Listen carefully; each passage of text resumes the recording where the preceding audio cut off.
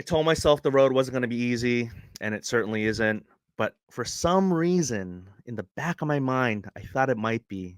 And I'm going to talk to you as to why that is the case. Shbang. My name is Danny Cards, and welcome to part 3 of the road to 2K subs. Oh, it's the road to 1K subs. For this part 3, I am going to call this the viral video because I will tell you that even though I told myself that the road was not going to be easy, for some reason, and it has to do with this particular video, I really thought it might be. To recap, on Instagram, I have over 10,000 followers, and on YouTube, I'm currently still under 300 subscribers. Since part 1, I've gained maybe like 20 followers or subscribers. On Instagram, they're called followers. On YouTube, they're called subscribers. And my following on Instagram got to 1,000 so easily. I mean, there is this whole thing where you just dive into Instagram and all you do is consume content and you're just following people, right? So a lot of people do the follow for a follow type of thing.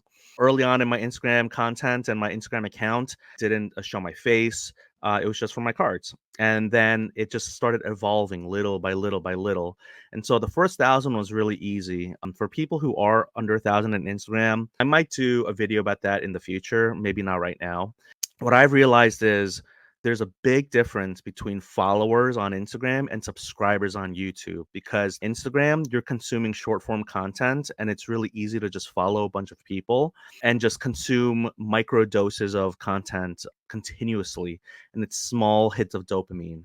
And the big difference between that and YouTube is that there's time, because in YouTube, you're really asking your audience small to large chunk of their time.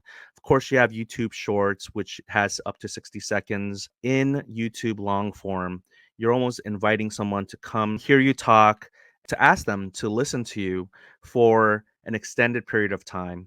And so, time, again, as I've said in the past, is the most precious commodity in the world. And so, for you watching this right now, thank you so much. I hope you learned something from this. And if you're able to help me and you have some tips for me how to get better or how I can grow the channel, please let me know, because I'm all ears and I'm willing to learn as we go along. This is not going to be a face heavy video. This intro is, has a lot of me kind of like talking to you right here like this. But what I want to do is do a lot of screen share for this one, and I want to data dive and go deep into my most viral video up to this point. But before I do, I did want to address something that I know that you can buy subscribers, you can buy followers. I will never do that. I promise you. I never did it on Instagram. I won't do it on YouTube. In my opinion, it just has to do with my value system. Okay, and the people who have done it, I'm not going to say that they're terrible people. I know people who have done it, who are content creators and influencers on Instagram. There are accusations of people doing it on different social media platforms, including YouTube, and I'm not going to say all those names. But what it comes down to is this particular analogy just sticks with me, and let me know what you think about this analogy. Okay, for those of us who grew up in the 80s and 90s, you may remember this thing called a Game Genie. Okay, so it was this thing that you plugged into your console. For me, it was like Super Nintendo, I think was the main one. But I had friends who had them. I didn't really use them that much. I remember playing around with it because when you're a kid, you're always experimenting and playing around with things. But what I realized is when you use this thing, and I should briefly explain what it is. Game Genie was something that I don't know exactly how it worked, but it kind of like hacked into the video game through your console, and basically let you cheat. It lets you do whatever you wanted in the game. It gave you like unlimited lives, unlimited power, and all this stuff. Game Genie! We tell you when it's over. With Game Genie, I decide how many lives I get. I use it when I want to live forever. Play to the end and win. For me, I knew that if I relied upon a Game Genie to beat a video game, that I was not going to learn. I wasn't going to learn how to play the game properly, to progress, and to learn and get better. And the thing is, the video game manufacturers, as far as I know, they did know about it, but they just didn't do anything about it because it actually, I think, helped. For some people, when they get frustrated, they can give up. So this was a way for people who, to keep them engaged, to keep them wanting to come back, to keep them trying to beat the game or to play the game even more. I'm not a game purist, but I really did feel as if had I relied upon the Game Genie to play my video games, that it was just a way for me to kind of like circumvent the system, for me to get ahead without really learning. And that the beauty, it's kind of strange to say since it's just video games, but the beauty is in the struggle. To me, you learn so much when you're struggling and when you're plowing along and you're chugging along and you're just kind of working on yourself little by little by little. And I think that's what builds character too. So, having said that, thing about Game Genie, it's not illegal, disallowed, able to do what you wanted. And there's also modern equivalents to this, like there's Clash of Clans and other freemium games. That term is basically talking about how there's a free version and then there's a pay version. If you want to get ahead and you want to kind of like go quicker, you can go ahead and purchase like their battle passes or monthly things. And of course, that's a little bit different because there is this thing where there's like skin modifications and aesthetics that make the game look better. One track is free to play, and then the other track is pay to play. And I never really got into pay to play because one, I need to save all my money for cards, but also two, I just felt like again the beauty was in the struggle, was in really learning how to uh, be slow and learn as you build little by little by little. Having said all that, now I'm going to transition over to the viral video, and I hope that you find some useful information out of this. So this is the viral video, and this is where I really wanted to dive deep into the data. So this is the YouTube Studio, okay? So on the left-hand side, you'll see if you are a creator, you may know about this, you may not, but if you just Google for YouTube Studio, you'll find that you have access to this information, okay? So I'm actually learning about this as I go along as well. I'm fairly new to YouTube Studio. This is where I found out where you can find out the names of your subscribers and all that. Again, if you like this type of content, please subscribe. It helps a lot. It's the road to 1K, so you would be helping out a lot. So, but why? Why should you follow me? Because I'm going to try to see if I can help you and I get to 1,000 subs, because that is when you get monetized. My video title was GameStop Won't Stop, 25 PSA slabs comped by GameStop will shock you. So the title and the thumbnail are different. The thumbnail says trying to sell 25 PSA slabs to GameStop. And I used kind of like this like video gamey looking type of font, and I thought maybe that might help. Again, I don't know what happened with this video. I want to learn about it. Within a day, it got 1,000 views, and I was like, "Oh, this is great. This is easy." I mean, granted, this wasn't my first video, but it was one of my very first videos in when I got serious with trying to get more YouTube going. Because before this, I had like I don't know, something like 200 videos, but 100 and like there almost 100 of them were podcast videos, so it didn't really count. Like I would almost like cross post from Instagram into YouTube, so I didn't really take YouTube seriously until like maybe middle of this year of 2024. So this was published in July 30th 2024, and since that time this video has gotten 24,384 views since it was published, which is just outstanding.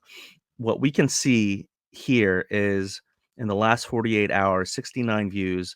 The browse features, that's where the most of the views came from, 72.5%. YouTube search, 23%. Maybe people are searching for GameStop or sports cards or trading cards or PSA. And then channel pages, suggested videos, and external. External is my understanding is if I put up a link in my Instagram and I said, "Hey, check out my video," then that's what they will come in. So as you can see, even though I have 10,000 followers on Instagram, it doesn't mean that people who watch short form does not mean that they want to watch long form. So I've actually heard that doing that may not help, like cross promotional. Apparently, it's not the best way to grow your channel. Again, your mileage may vary, and you may think otherwise. But that's why I don't cross post as much. I also don't try to publicize my YouTube as much as I maybe used to in the past. So this has 24,000 views. Oh, let me start here. So the first day got 1,500 views, July 31st. So it got published July 30th.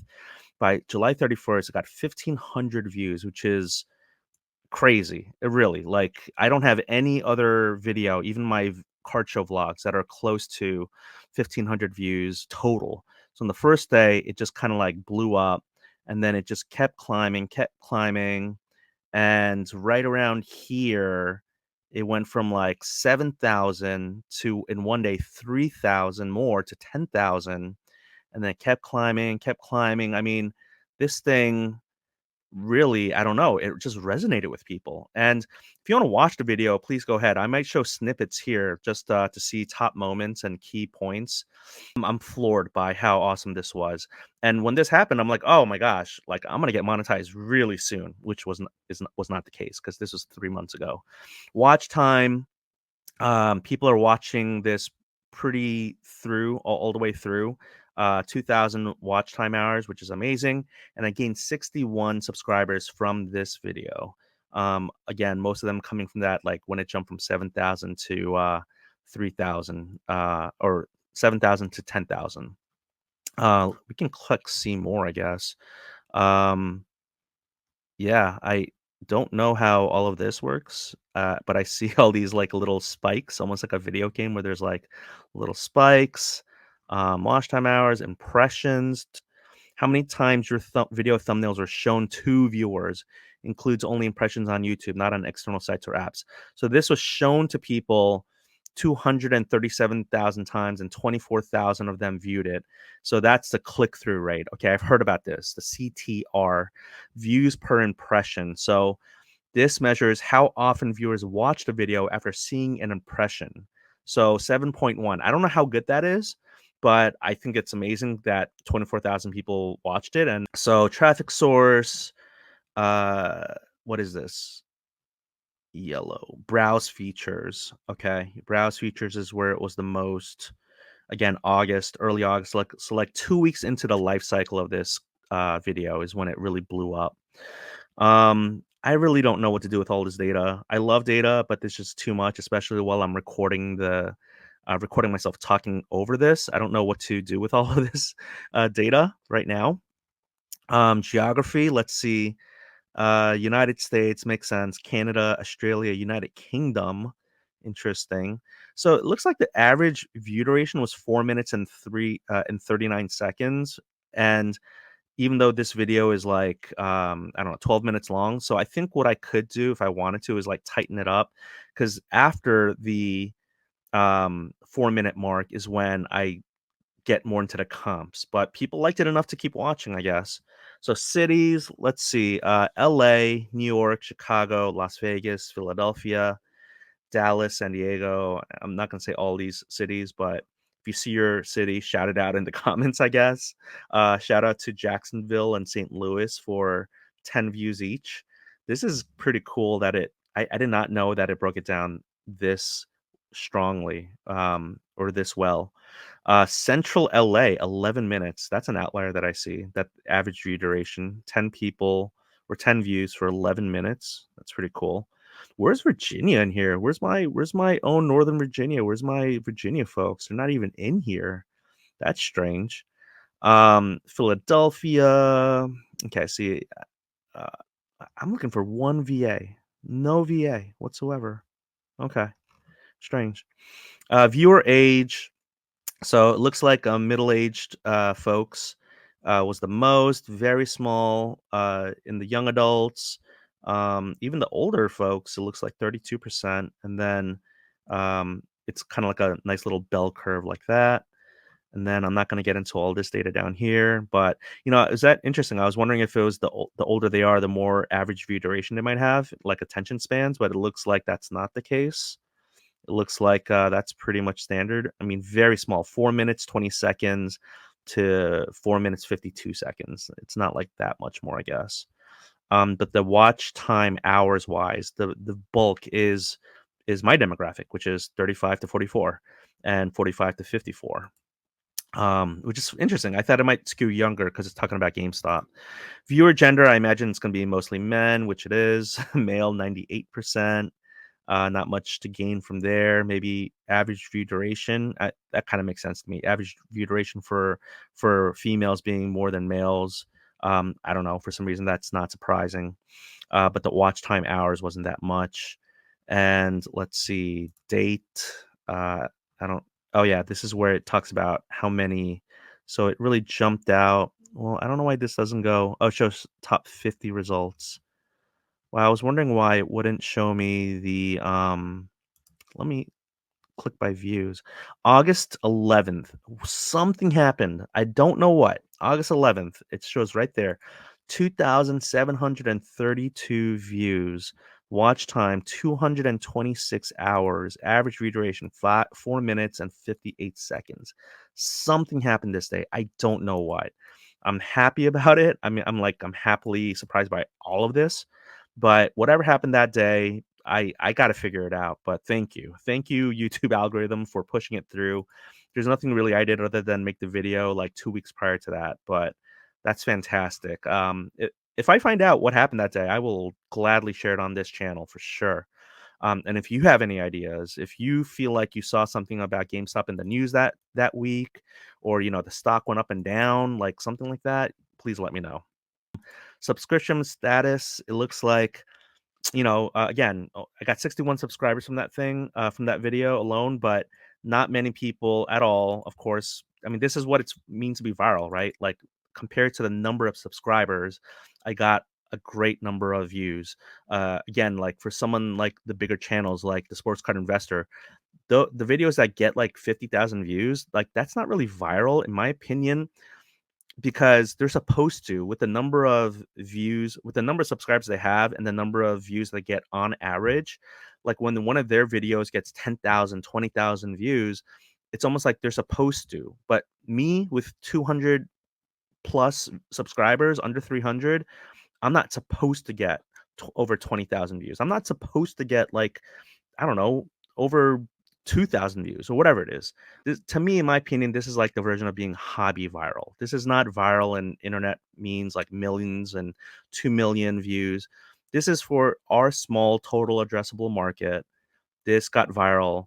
And I also think that it might not be because it was sports cards related, but also because GameStop, with their slabs, they also do Pokemon. And I did hear that, not that people on Instagram told me that they shared the video with their Pokemon communities, but I do have a feeling that the Pokemon community was part of this kind of like, push within the YouTube algorithm. I think they pushed it towards Pokemon folks as well, which I don't have any concrete evidence of that. Although we can kind of poke around and see if there is anything like that within the data. I'm not going to go through all of this stuff. Wow, there's just so much information. Engagement, same thing. Most people liked it. Um, and it looks like, we can talk about key moments in a moment. Click rate, channel average. I don't even know what this means. End screen element. I don't think I even had an end screen element on this. I mean, this is so bare bones. This is me like just kind of, I know so much more about YouTube editing than I did at this point. Top remixed. I didn't even have like multiple thumbnails and test and compare. I just put up that one thumbnail. Reach, again, click-through rate is when people saw the thumbnail and click through. Unique viewers, views, how viewers found or find this video. Okay, we got browse features, and this is traffic from the homepage, home screen, the subscription feed, and other browsing features. So again, I think that means the algorithm pushed it out to new folks. Then you have YouTube search. Again, this is like uh, search terms used by viewers on YouTube to find your content. I wish I knew what they search for. Maybe I can poke around. Oh, here we go, down here. Okay, we'll do that. Suggested videos, views from suggestions appearing alongside or after other videos. Direct or unknown. That's, I think, again, likely the Instagram click through. External traffic from. Okay, I'm not going to read all of this stuff because now we're getting to like the 1% and like lower. Here we go. Sports, YouTube search terms, proportion of your total traffic. It was only 5%, but within that 5%, it looks like sports cards is what people search for. Sports cards, baseball cards, GameStop, Jabs Family, GameStop PSA, and maybe, wow. I mean, It really tight. Oh my goodness. Look at all this. This is pretty crazy. So, I mean, as small as someone typing in SGC, I got 2 views. Run Good Life, 2 views. So I'm not gonna go through all those 2 views. There's so many. If you wanna pause it, you can take a look. Um, Someone who put in baseball card, not cards, plural, because that looks like that's so funny how they parse it down to like the plural, card and cards. There's like a difference. Um, but you got sports card, baseball cards. It looks like if you search for Jabs family, you watched this the most, 6 minutes. That's interesting. Um, Card show, selling Pokemon cards at GameStop. So this is what I was talking about. I thought maybe Pokemon community uh really made this big. I guess maybe not. I guess it was sports cards and baseball cards. Where's my basketball card, folks? Where's football cards? You got PSA GameStop, Sports Card Investor, Lids, Tops. This is GameStop Flamethrower. This is when they started getting a what's it called? A repack product, which I'm not gonna talk about here. Card Collector 2, GME stock, Pac-Man cards. Okay, we're not gonna go too deep into this. But here, August 11th, baseball cards, sports cards.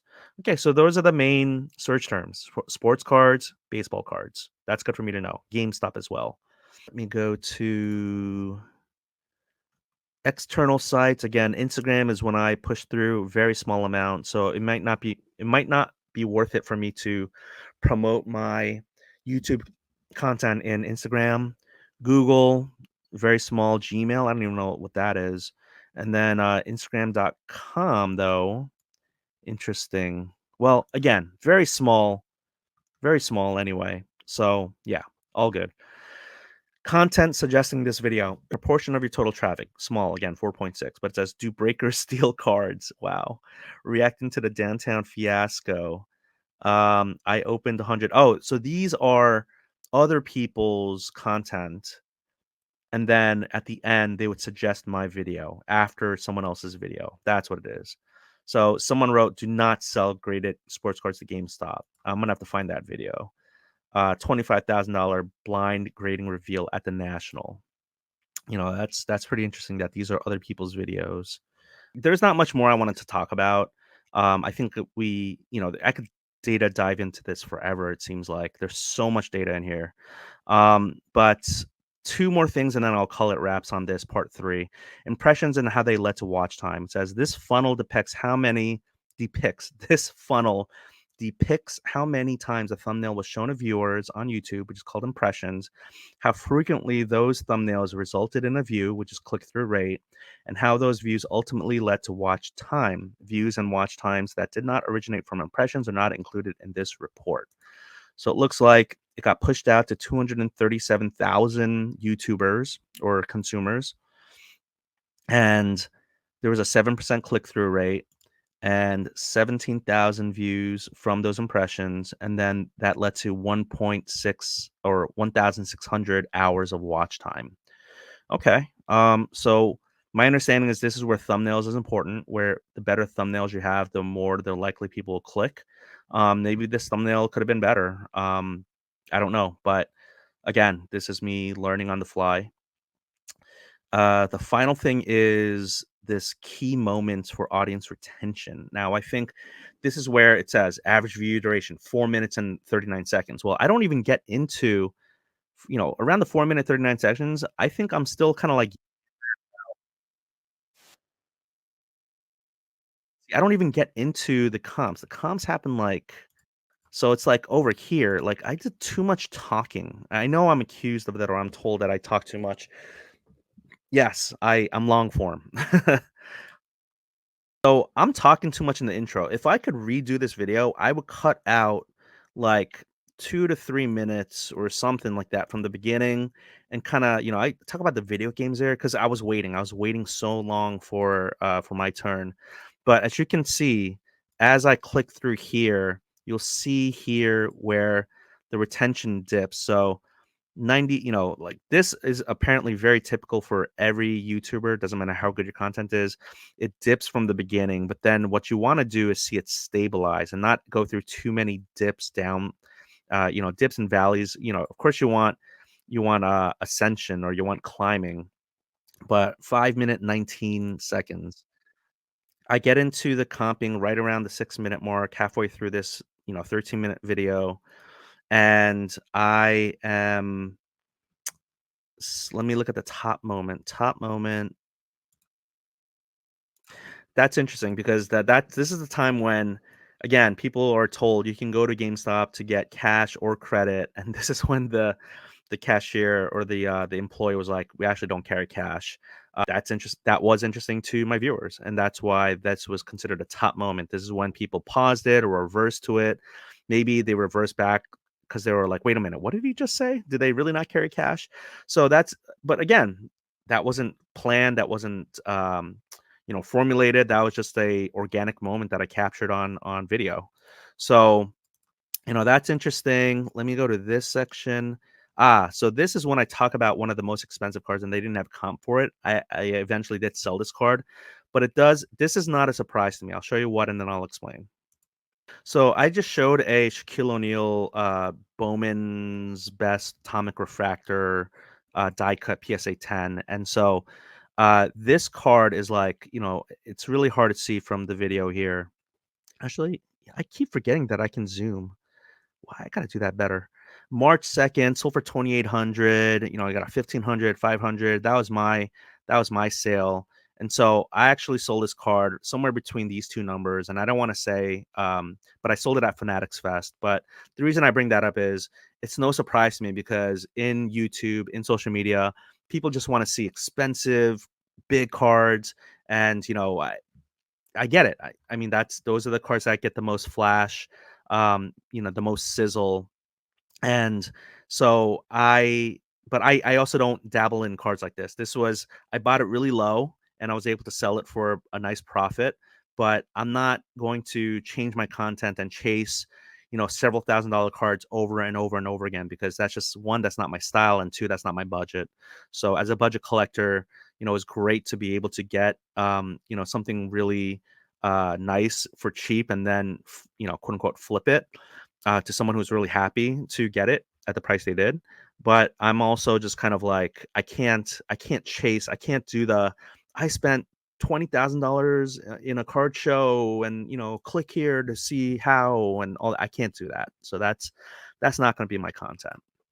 Um, and if it was, it just wouldn't be me. It just wouldn't be w- what I do. So I'm gonna end this video uh soon right here. I just want to see if I missed anything else I wanted to talk about. I don't think I did. I think I kind of covered, kind of like, again, there's so much you could data dive. I hope you data dive into your video, and then if you learn something about your videos, please reach out to me. Please let me know, because I want to learn as well, like what worked for you, what doesn't work for you. um, Part of me wants to kind of splice this video and make it better, to make it shorter and more impactful. Even though it did so well, I think there's room for improvement with this video. I didn't even put chapters in this video. That was before I even knew how to do it. I edited it decently, because I edited out kind of like the downtime in between comps.